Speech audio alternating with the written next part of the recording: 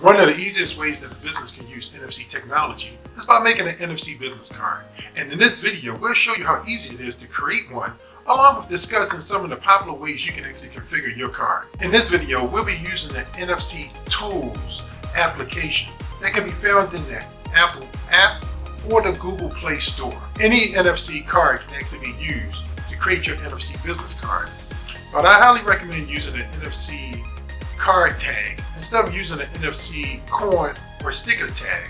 The NFC card tags have a larger surface for scanning as compared to the other two. After you have selected your NFC tag that you would like to use for your business card, you next need to identify whether you want to send a vCard or a link to an online site that contains your contact information. A vCard will add your information directly to somebody's contact. While using an online site like Unit.Link, Linktree, or even your own website can include more information than just your contact information. You can also include all your social media account information too. And you can easily be updated if there's changes. So we first want to go into our NFC Tools application. I also actually have a card. So first thing you want to do is you want to check to see if there's anything on the card. So I put it in there, and the actually card comes up, and we can look at it, and it actually shows us that the card is actually empty. So that's what we want to start with. If the card wasn't empty, we would actually just go to Others, and we would go to Erase Tag, and we can actually go in and erase the tag to actually get anything off the card. So in this one, we're actually going to go ahead and, like I said, we'll start with a vCard. So we'll go into Add a Record, and we want to scroll on down to where it says Contacts. And in the contacts, we'll go ahead and put in your contact information.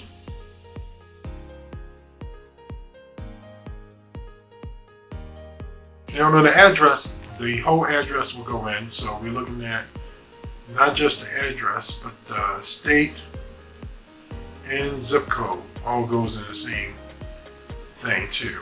Then you put your phone number in and an email. And a website, if you actually have it, you can actually add that in there too. And now it's set. And actually on the screen, you can see everything that's actually in the contact information. Everything that's actually going to be written to the card. Next, we'll go ahead and we'll hit Write.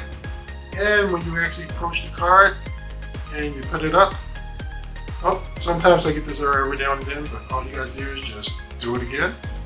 And well, sometimes you have to do it more than once. So we hit Write, and this time it actually successfully wrote. What I like to do too is then go ahead and actually read the card. Now in this one, we remember it actually showed that the record was actually empty. So this time when I go in, it read the card instead of detected, and as we scroll up, you can see there's actually a record in there, and there's actually information that we actually have. So what's actually good about this now is we'll go ahead back to the main screen.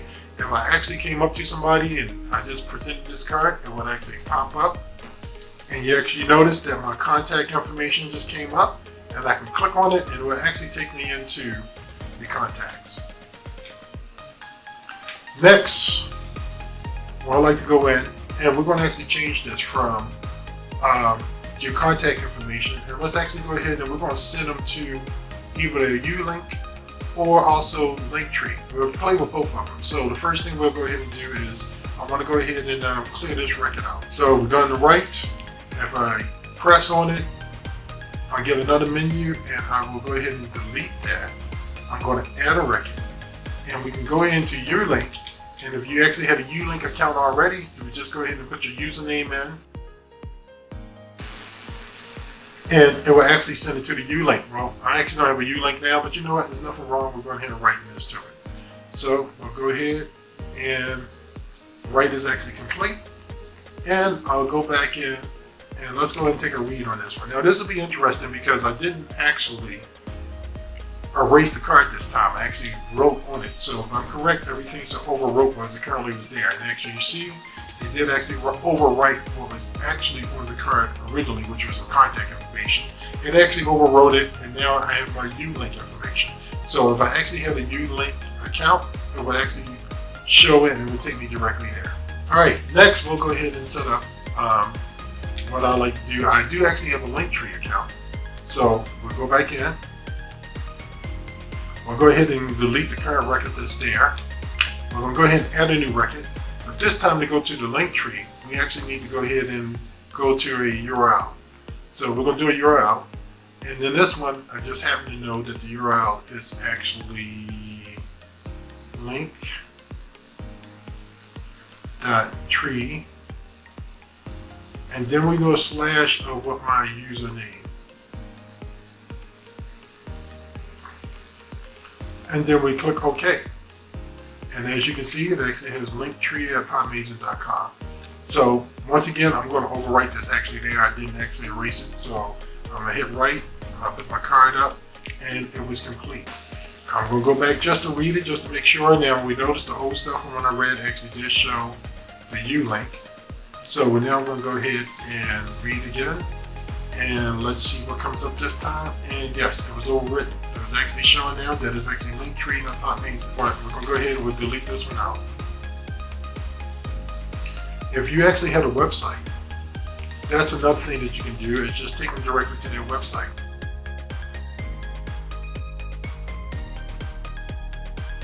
So if I actually website and had a page called Contacts, I can actually take them to popmason.com/contacts.